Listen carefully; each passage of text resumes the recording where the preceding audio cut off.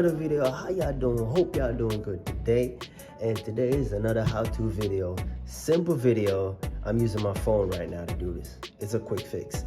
So I noticed that when I connect my batteries, my brake light comes on.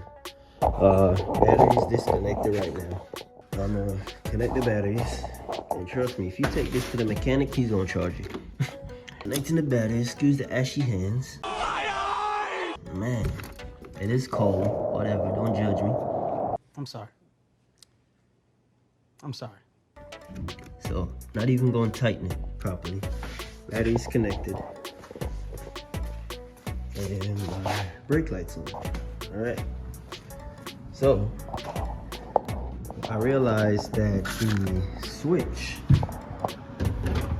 that rubber piece, that when it engages, the light goes off. So see right there, it's broken.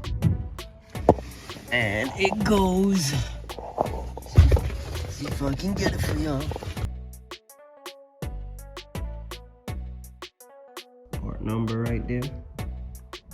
Got it from AutoZone.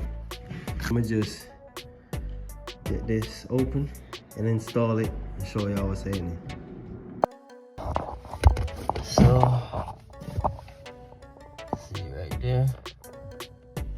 I don't know if I was pointing at the clutch by accident before, but here it is. Installed right here. All I did, buy a cheap part, put it in. Now it hits the switch, the brake switch. Ugh.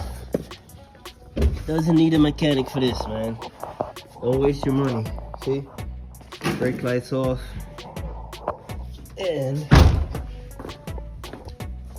my battery is connected.